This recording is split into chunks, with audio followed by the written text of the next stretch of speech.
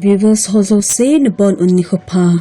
Tuni hin lay se chunga mun kidang ta la lamdang ta akisay le kihe tampi aum in ahi. Hichahola atun tuni hin som anavekin uhitin. Hichimasang chun lungset tein. Trainer hi like subscribe le shell on the ball tezin. Chulay notification bell zong anami at ha tezin. 1. Area 51. Vannoija conspiracy theory suto lungay to kisay hola kisay thazing khachu United States of America gamsung Nevada muna Area 51 tia kihe US government ading military base khalet thilbu tampite abol now muna het mun khachu hi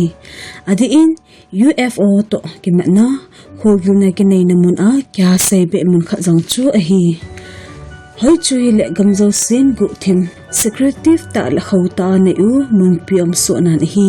hinla US government in hichlai mun event tu le pamlang mi hetinga phallo dan uchu koima phot hichlai mun a hi mo lu thelo mun khachu hi sing in hi tuni chen ge za mun ki sel jing khana he jing hi na lai sin hi to Bermuda Triangle Vannoija mun Ginneo loi khanai ki he chu Bermuda Triangle hi Miami Florida Bermuda chule San Juan Puerto Rico Miami in akai kol gamgi kolthum sunga mun hin tui kong len na le mihim tampi kinu mu talo mang tha hela ki segim nei ta mun khachu hi mihim che na holdo le sei che jing the hilo hi chlai mun thilsu kidang za za an zing in hi hinla holgil na nei hen khachun hi chlai mun hi chuti be se agim ne hilovin hoile gusi ki thoni khu so hi the inte chule ichi akul sumong mong hlalum hiding in ata san povit hi 3. The lost city of Atlantis hichi khupi thupi ta tuipi in anu chumang kisei hi thup se mai hiding ham ata ham tuni chan in hichlai chet mo hi ti phot chin na umpon hi hinla vanoi mitampin ata san ule a hi monga agel jing u ki vai pu hing set le chamhat ta ki vai pu na phat khat lai za an khupi khat chu hi akiti hise chun thil khul mitampin tanti nei lova in hol jing khat chu a hina ban Google art kisan in khabe chu gincha ta tuinoi mun khat hi chi hopi hiding ginmo khat chu adata ana humlu khawin hi akiti lunglu anei hon pata an hulgil nawa Atlantis hopi alam len khapen hiding in anasai un hi 4. Great Pyramid of Giza Egypt gama Great Pyramid of Giza tia kisa sum in len ta hi Egypt lengte pharaoh huful han thilong ho koina ding kumsom ni valu na anasa u hi asandan feet zalile somgi point gup pha in achi sa kum sangthum na zage sunga ding Vannoija mihim khu su sang pena het an hi hinla kum zabi someli sunga England gama Lincoln cathedral kiti asang pena het ahung hitalhan in hichi pyramid panmun chu anakila atan hi chule hichi pyramid hi 7 wonders of the ancient world tia ki he hola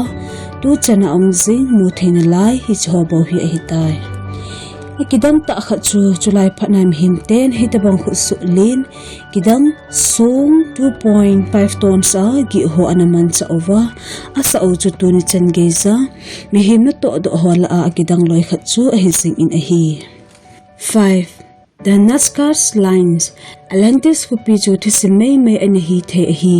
hinla mun kidang ta Nazca Lines tia ki he ata be mun khachu hi hichi Peru gam sunga gamgo laita alim za sanan mompi zong hamhing chule lim aza len ta ata banchung lam se helowa bagal akul mu theiza ki sim ho chu hi hichilim ho chu ipizi akisim ham te akinil tam taam wang in hichisi a hi mo ti hen hi pon hi hinla pha khat lai sa khangmi te chun kilheina Rachel anaman u hiding in ta asanna ananei un hi mihim thil sim ding kidang ta khat chu hi 6. Loch Ness Scotland tinghang mun sanglam Loch Ness tia ki he tui kul hi anakisay min thangta mun khat chu an hi azai chu hi chalai mun ahin masanglai chun gan hinglin ta ala Ginneo ta monster anikimu zingna mun akisay jing khat chu an hi chule tui chung chu na satain akinu akilingzi in ahi akiti ati in sang khat somthuna thumkom a nitin thu su ha ahung zaw chun na satain mitin lunglai tongkha le het nom ahung hi de sanin hi scientist on wang mihim lung su to a hello thu sim ki bol thu in asai un hinla amun mong vet num a nisi achi khozen mi adim jing thei in a hi 7 Stonehenge mihim khut so hidinga gin cha la atuni chana kidang le hiljin thailo khop chu hichi Stonehenge hi hi sing in hi ipzi a ki sa hintem ki heina ki chol do na a hello le UFO ho lungnamun a hidem tu chana koiman het zo hi por hi azi chu kumsang na masanga patna anasa hichi mi ho chun khunung a hi ho het theiding a melchina anadal ha lo u an hi hinla England gam Salisbury muna hichi sunglin ta ta akula kitung khom ho hi leise umlai sunga thilkidang le lamdang ta kha chu hi jingding a hitar 8 Easter Island Chile gam kaya Easter Island tuikul mun hi Vannoija thilkidang na hola a mun kha chu hi azi chu hi chalai mun ahin fit som livela sang a gizem kisim mihim lu lim to kilo rapa nui kitimi ter an sim ho hi a hi agom gomin milim sang khat vel a in akong vel a pat nui lam se leinui za ki voilu hin akidang ta kha chu hi chilen ta ta ki se mihim lim tabang chu iti mun khat na pat mun khat mihim ten anatol anaso le u hin tem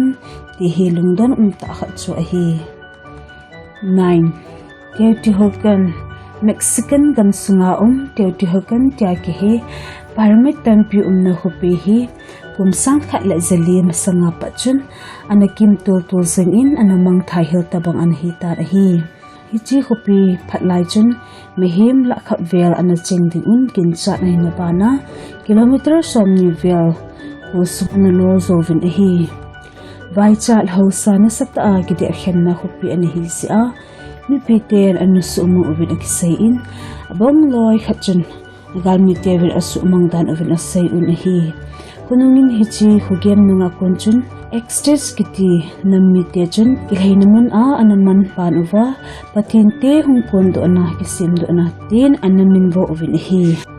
10 Ankor Wat Vannoija haulam thua in limun lopi tampi ke sazongle Cambodia gama Ankor Wat hi akisim dan le agong kila ana chumchi ahina pana amun lo dan achum de in hi hichi hobu mun hi kumzabi edi sangkhat zakhat somkhat lathum le sangkhat zakhat somma ki ka asung a kamar nammi te anasa u ahin hinla akunung in Buddhist mun pia ondo an hi amun hi gamang in atum ha asingwa in kumsia hulzin le gamba amihon aha zo le un hi lunglut ta ve ho zo si chunga ki pa thu ong ki sei in aban nga zin ku min mun phalit chibe